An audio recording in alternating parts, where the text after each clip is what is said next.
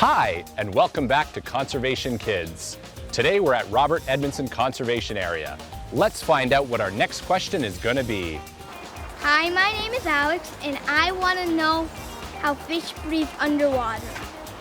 We're here at Robert Edmonson Conservation Area to find out just how the heck fish breathe underwater. Professor Turkey Vulture, do you know how fish breathe underwater? Me neither. Let's go see if some kids have any ideas. I think because they live underwater, so then they breathe underwater. They adapt to their environment underwater. Wow, those were some great guesses. Let's go find our expert now. I know Andrea the Fish Whisperer knows a lot about fish.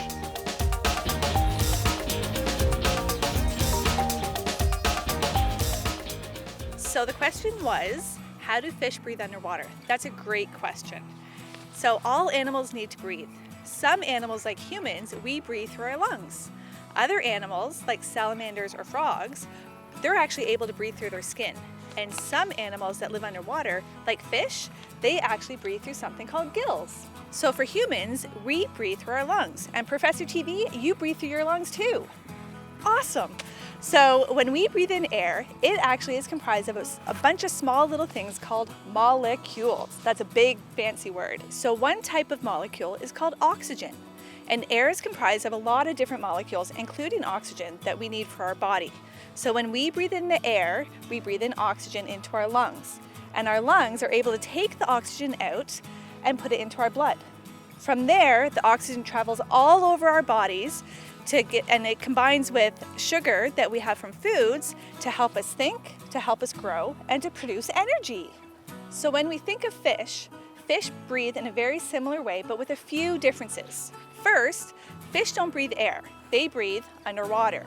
So what they do, instead of bringing air into their lungs, they pass water over their gills. And the gills work kind of the same way that our lungs do. They take the oxygen out of the water and pass it through their gills and then into the blood and all over their body.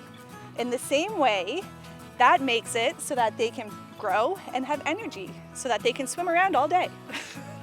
So some fish are able to breathe very easily in all different types of water. An example of a fish like that would be a brown bullhead. And that type of fish, we actually consider them to be very tolerant. Yeah, I know, they can breathe anywhere. Other fish have a really hard time breathing in dirty or warm water, and those fish are sensitive.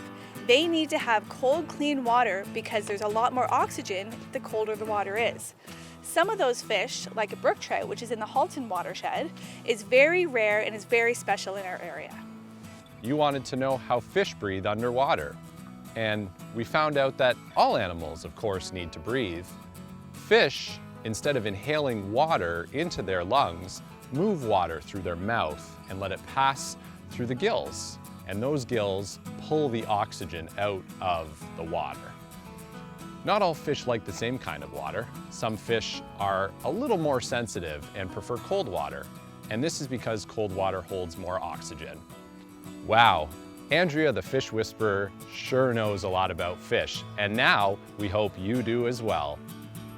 And thanks to Professor Turkey Vulture for helping us find the answer.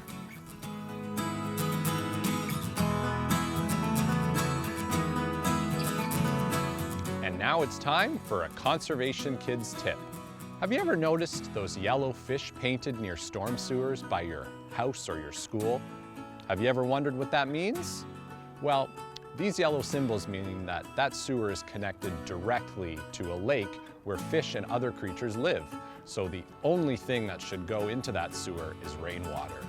Let grown-ups know that you should never put anything down there that might hurt a fish, like chemicals, paint, detergents, or pool chemicals.